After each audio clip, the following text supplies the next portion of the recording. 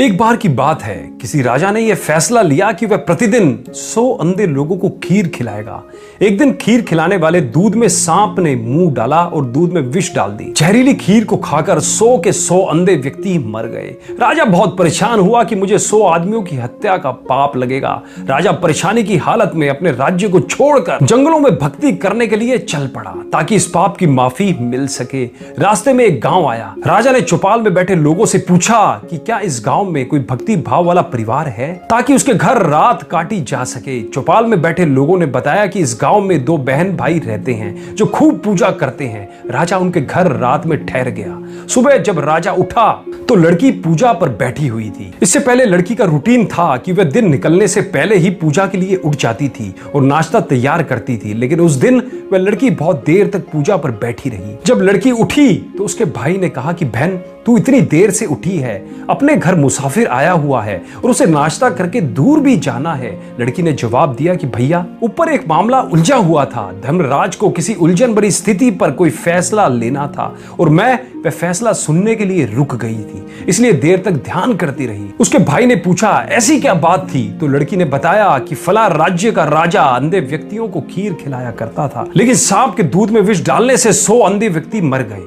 अब धर्मराज को समझ नहीं आ रहा कि अंधे व्यक्तियों की मौत का पाप राजा को लगेगा, सांप को लगे या दूध बिना ढके छोड़ने वाले रसोइयों को लगे। राजा भी सुन रहा था। राजा को अपने से संबंधित बात सुनकर दिलचस्पी हो गई और उसने लड़की से पूछा कि फिर क्या फैसला हुआ। लड़की ने बताया कि अभी तक कोई फैसला नहीं हो पाया था। तो राजा ने पूछा कि क्या मैं आपके घर एक रात और रुक सकता हूँ? दोनों बहन भाइयों ने खुशी से उसको हाँ कर दी। राजा अगले दिन के लिए रुक गया, लेकिन चौपाल में बैठे लोग दिन भर यही चर्चा करते रहे कि कल जो व्यक्ति हमारे गांव में एक रात रुकने के लिए आया था और कोई भक्त भाव वाला घर पूछ रहा था, उसकी भक्ति का नाटक तो सामने आ गया है। रात काटने के बाद वह इसलिए नहीं गया क्योंकि जवान लड़की को देखकर उस व्यक्ति की नीयत खोटी हो गई, इसलिए वह उस सुंदर और जवान लड़की के घर पक्के तौर पर ही ठहरेगा या फिर लड़की को लेकर भागेगा। दिन भर चौपाल में उस राजा की निंदा होती रही। अगली सुबह लड़की फिर ध्यान पर बैठी और रूटीन के टाइम अनुसार उठ गई। तो राजा ने पूछा,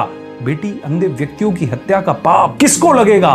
तो लड़की ने बताया कि वह पाप तो हमारे गांव के चौपाल में बैठने वाले लोग बांट के ले गए। इस कथा का सार इस प्रकार है, निंदा करना कितने घाटे का सौदा है। निंदक हमेशा दूसरों के पाप अपने सर पर ढोता रहता है और दूसरों द्वारा किए गए उन पाप कर्मों के फल को भी भोगता है। अतः दोस्तों, हमें सदैव निंदा से बचना चाहिए। अब दोस्तों, आपको आज 3 कार्य करने हैं। पहला, इस कथा को कम से कम 2 से 3 बार जरूर सुने और समझने की कोशिश करें। सुनने के अलावा समझे इस कथा को, तभी आपको इसका पूर्णता सार आ पाएगा और आप अपने जीवन में इस कथा को समझ पाएंगे। दूसरा, इस कथा के सार को अपने जीवन में लागू करें, अर्थात आप भी कभी निंदा भूलकर भी ना करें। और तीसरी बात और आखिरी बात, विद्यादान महादान।